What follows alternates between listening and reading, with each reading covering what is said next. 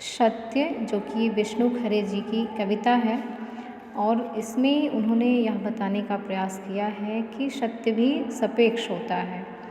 जिस समय और समाज में कवि जी रहा है उसमें सत्य की पहचान और उसकी पकड़ कितनी मुश्किल होती जा रही है। सत्य कभी दिखता है और कभी ओझल हो जाता है। आज सत्य का कोई एक स्थिर रूप, आकार या पहचान नहीं है जो इसे स्थायी बना सके।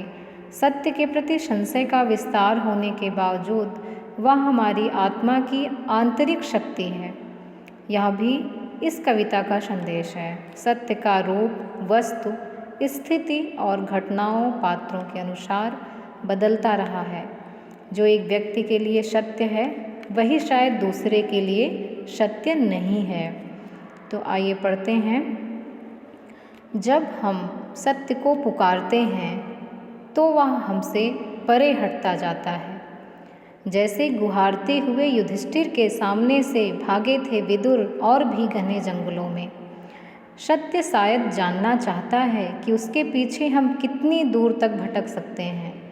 कभी दिखता है सत्य और कभी ओझल हो जाता है और हम कहते रह जाते हैं कि रुको, यह हम हैं। जैसे धर्मराज के बार बार दुहाई देने पर कि ठहरिए स्वामी विदुर, या मैं हूँ आपका सेवक कुंती नंदन युधिष्ठिर, वे नहीं ठिठकते।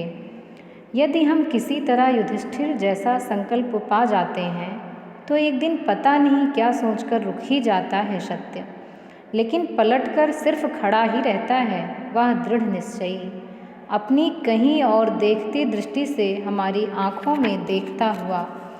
अंतिम बार देखता सा लगता है वह हमें, और उसमें से उसी का हल्का सा प्रकाश जैसा आकार समा जाता है हम में। जैसे समी वृक्ष के तने से टिक कर न पहचानने में पहचानते हुए विदुर ने धर्मराज को निर्निमेष देखा था अंतिम बार, और उनमें से उनका आलोक धीरे धीरे आगे बढ़कर मिल गया था युधिष्ठिर में।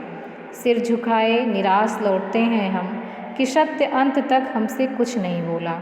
हाँ, हमने उसके आकार से निकलता वह प्रकाश पुंज देखा था, हम तक आता हुआ।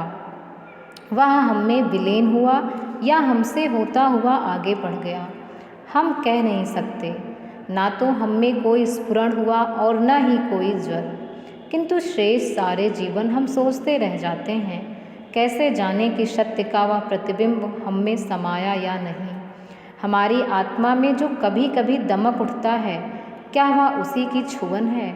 जैसे विदुर कहना चाहते तो वही बता सकते थे। सोचा होगा माथे के साथ अपना मुकुट नीचा किए युधिष्ठिर ने खांडव प्रस्थ से इंद्रप्रस्थ लौटते हुए।